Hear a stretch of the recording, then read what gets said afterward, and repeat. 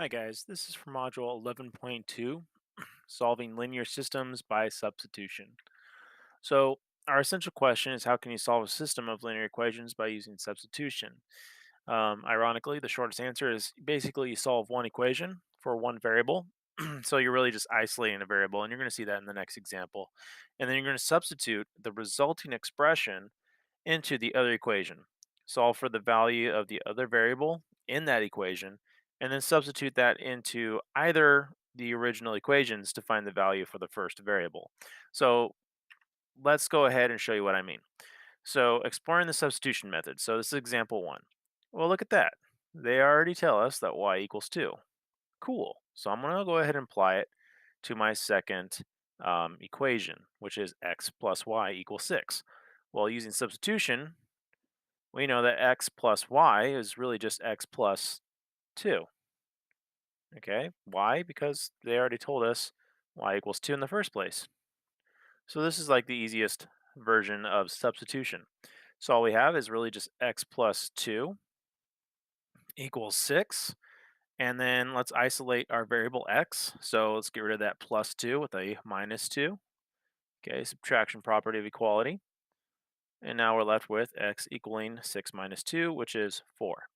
How about that? So we have our solution um, in, well, at least half of our solution. They do say y equals 2, so our solution is at 4, comma 2. Okay, so that's like the easiest um, one that you'll ever see.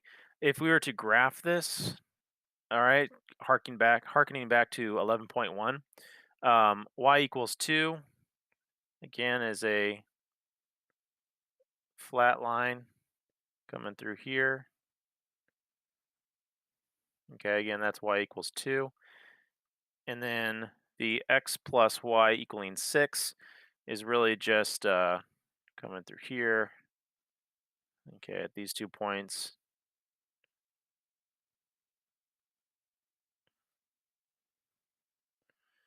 And if you notice, they intersect right here, and that is at 4, comma 2. Okay, so that's just showing you by graphing. But again, substitution is really the idea that you're using one equation to help you into the second part of it, and then you figure out your solution that way. So let's look at some more examples. First things first, the substitution method does need to be discussed. It is a concept that you use quite commonly, almost as common as the properties of equality. Okay, it's just that common in math. So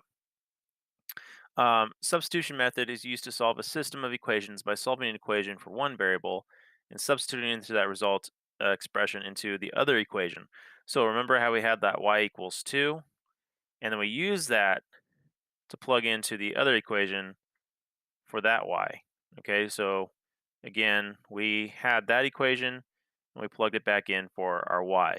That's what they're talking about. And there's some steps here. So first things first, we have to solve one of the equations for one of its variables.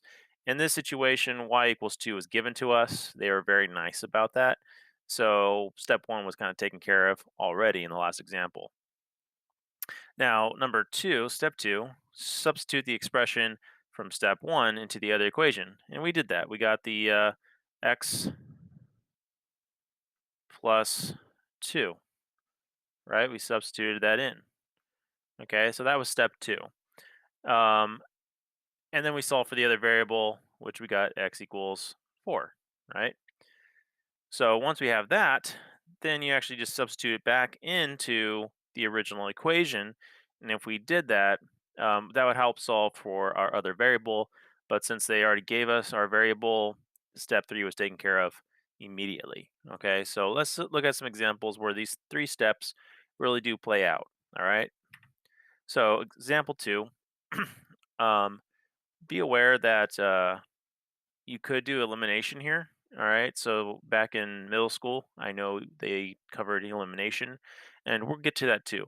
But for right now, I'm going to go ahead and use the whole substitution aspect of things. So I'm going to pick an equation. I'm going to pick this first one right here. And I'm going to write it in terms of y. Okay? That means isolating our variable y and getting him all by himself. So let's get rid of that positive 3x there. How do you get rid of a positive 3x? You subtract. Just make sure what you do to one side, you do to the other, and you should get y equals negative 3x minus 3. So notice how I went ahead and isolated the variable y, okay? So that's the variable I isolated. Now I'm going to substitute this whole guy, this whole equation that I isolated for that variable y into the other equation, okay, for that y. Okay, so instead of negative 2x plus y, it's going to be negative 2x plus that negative 3x minus that 3 equaling 7, because y equals negative 3x minus 3. Okay, so that was the step 1 for the process of elimination. All right, so let's go ahead and take care of this. We got negative 2x plus a negative 3x, which is really just negative 3x, and minus 3. Combine like terms, so we can combine those x's. That'll be negative 5x minus 3 equaling 7. How do you get rid of a negative 3 or minus 3? Plus 3. And just remember what you do to one side, do to the other. Then we have negative 5x equaling 10, because that's 7 plus that 3. Division property, just remember what you do to one side, do to the other. And we have x equaling negative 2. All right, so we just finished step 2 of our process of substitution. So again, this was step 1 up here, where we just isolated one of our variables. I picked y, and then I plugged it back in to get step 2. All right, now after step 2, I'm going to go ahead and plug that variable in, the x value, into our original equation and just solve for y, because we need x comma y, right? We need an answer, a solution at an x comma y, an ordered pair. So let's go ahead and get that. So we got negative 2. Now on to step 3. Step 3, again.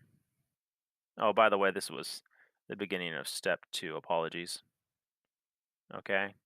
And now step 3 is where we plug it back in. So I'm going to pick, you know what, I'm going to pick the first equation again for step 3.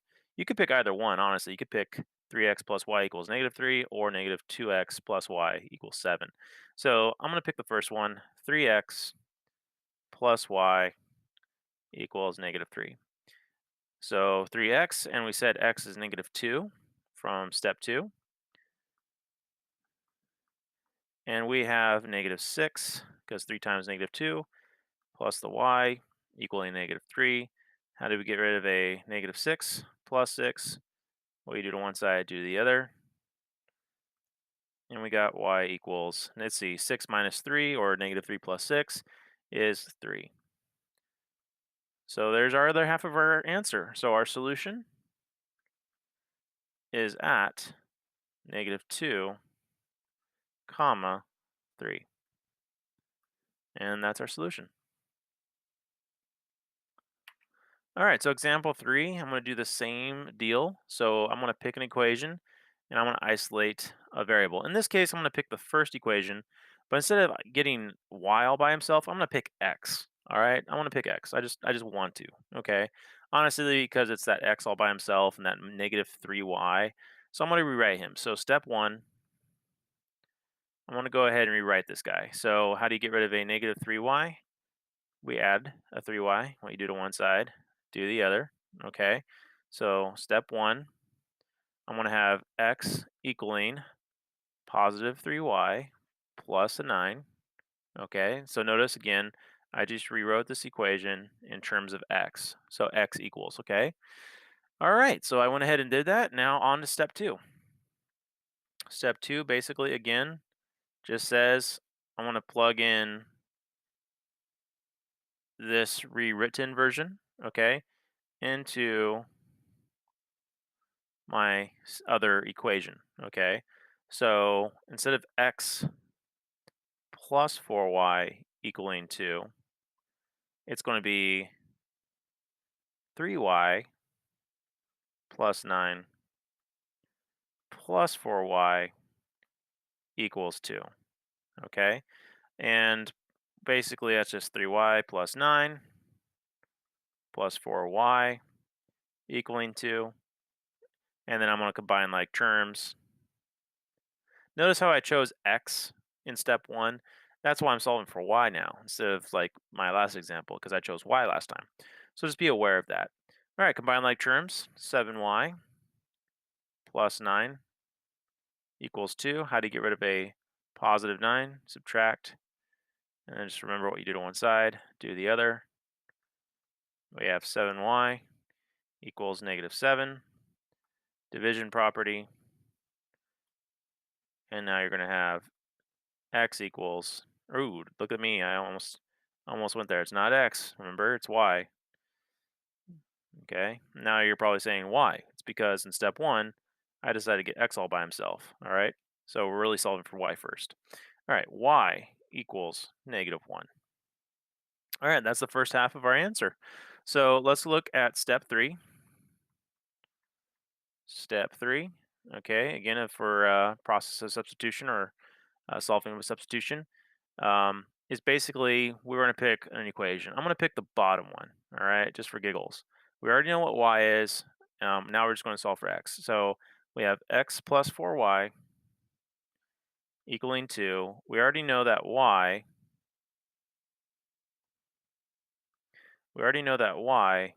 is negative 1. Okay, that was from step 2. And it's all equaling 2 still. So we're going to have x minus 4, because 4 times negative 1 is negative 4, equaling 2. How do you get rid of a minus 4? With a plus 4.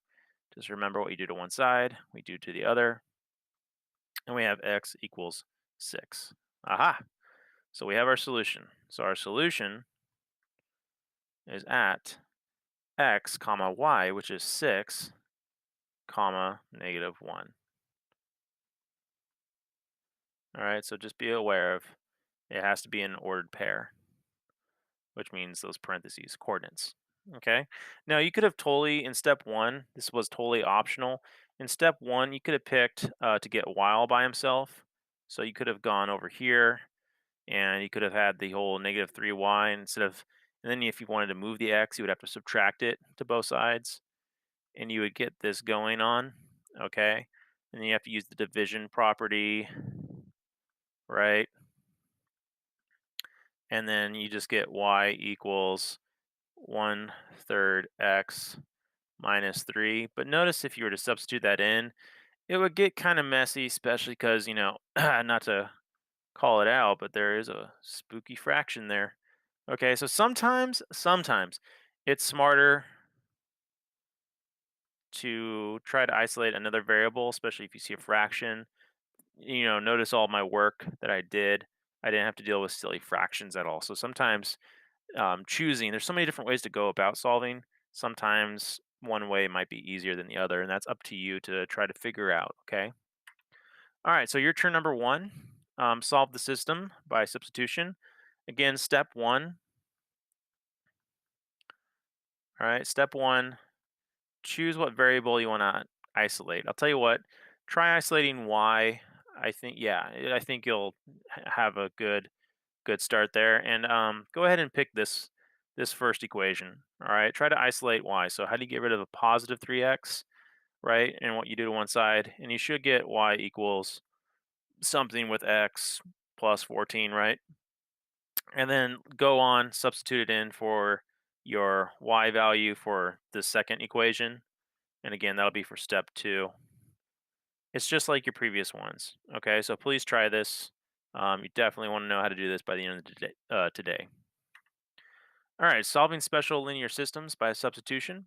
So basically, we have another substitution situation, and these are special. Okay, special. And do you guys remember me telling you about the 3 different types of solutions you can have for systems? You can have no solution, right? You can have infinitely amount of solutions or just one solution. In the two situations here, we have no solution or infinite solutions. Those are considered special, all right? And we're going to see two examples of both, all right? So looking at the first one, I'm going to go ahead and go through step one, and I'm going to go ahead and isolate my y, all right? So let's get rid of that positive x. What I do to one side, do the other. And then I get y equals negative x plus 4. All right, wonderful. Now I'm going to substitute it in for my second equation right here. So for this y. So I have negative, this is again step 2. I have negative x minus y equaling 6. But didn't we say y was negative x plus 4 from step 1?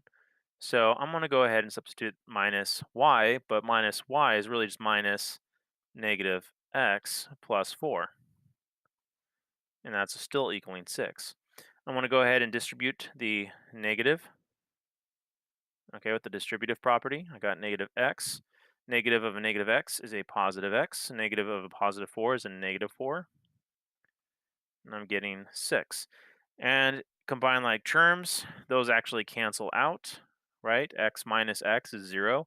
And then we have negative 4 equaling 6, which is false. That's not a true statement. Negative 4 equaling 6. That's a false statement. So, wow, don't freak out, don't panic. Let's think about this. Originally, we wrote the first equation up here as y equals negative x plus 4. Let me go ahead and do the same thing here with our second equation. Let's go ahead and add the x and move him over. Okay, and we're going to get negative y equals x plus 6. And then I'm going to go ahead and divide by that negative 1 right there to both sides. And I'm going to get y equals negative x minus 6. So notice how I rewrote these in slope-intercept form, these two equations. What do you guys notice about their slopes? They're the same, right? And what do you notice about their b's? Their intercepts. They're the same, or they're different, right? These are two parallel lines, okay? That means they will never intersect one another, right? So that means we have no solutions, okay? So whenever you have a false statement like this, negative 4 does not equal 6. That is false. You have no solution, okay? That's what they're talking about with special situations, okay? So that's an example. So whenever you have a number, again, giving you a false statement in your process, usually it happens in step 2, you have no solution. You can always rewrite the two equations and they should be parallel lines, okay? Same slope, different intercepts. All right, so our next special situation here, we have these equations. I'm going to go ahead and rewrite this in terms of, I'm going to go ahead and do this in terms of x, so x equaling. So let's go ahead and get rid of this negative 3y. Okay, just remember what you do to one side. And I get x equaling 3y. Oop, thank you, touchpad.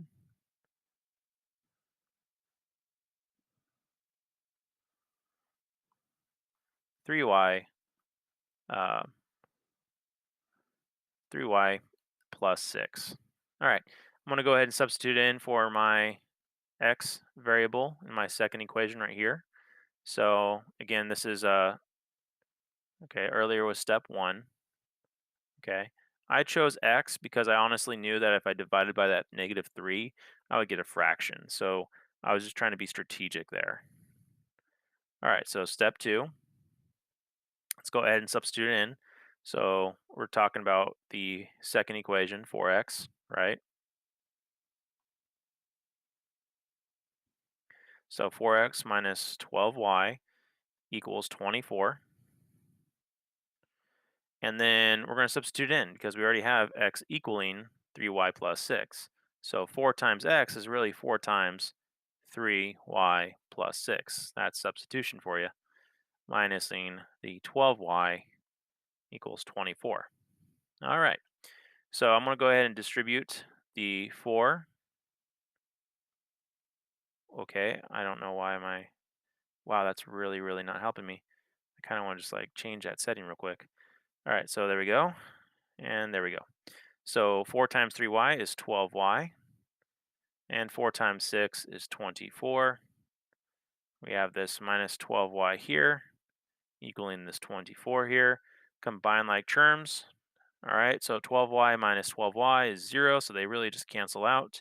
And all you're left with is 24 equaling 24. Wait a minute, that's a true statement. Okay, but that what happens? I mean, like I know you're thinking, wait, Mr. Webb, I need a solution. I need a x comma y going on. What is this 24 equaling 24? Why is it giving me a true statement? That's because this is a special situation. That is a true statement. Therefore, we have um, i- uh, we have infinite amount of solutions. Okay. Now, if you rewrote these two equations, all right, or better yet, we had what? X minus 3y equaling 6. Thank you, touchpad. Touchpad, you are my bread and butter. Oh, wow, touchpad. Again, twice in a row. Ooh. There we go. All right, equaling 6. And then we had what? 4x minus 12y equaling 24. What if, out of curiosity, I unmask this? Whoa, thank you, touchpad. Wow, that is way too common now. I'm starting to feel like this is the computer just screaming at me. What if I divided every term by 4? Okay, 4x divided by 4 is x. Negative 12y divided by 4 is negative 3y. 24 divided by 4 is 6. Oh, what do we notice? These guys are the same equation. Okay, these are the same lines. These guys are coincident. Okay, therefore we have infinite solutions. So whenever you have a true statement pop up in your solutions, don't freak out. You might have two of the same lines. Okay, so those are the two examples of the special linear systems during substitution. All right, so your turn number 2. I'm going to give you a hint. It's a very special, all right, problem. All right, and do you remember the little? Well, go ahead and solve. Use step 1, step 2, and then just keep in mind, what if you divided the first equation by 2 for like every single term? Who would he look like? Or actually, a negative 2. Yeah. So if you're listening to this, you're on the right path. Try it, and you might see what I'm talking about. If not, go on with step 1. Okay. Isolate whatever variable you want, and then plug it back into the other equation. And then again, step 2, plug it into the other equation, and you should see something going on. All right, your turn number 3. Quick fix right there. Again, it's a very hint special. Your turn. Okay. Go ahead and try the whole step 1, step 2, and see what happens. All right. See what happens to your process. Yeah. All right. So you guys are wonderful. If you have any questions, let me know, and I'll run around like a maniac, and I'll just try to get to you. Have a good day.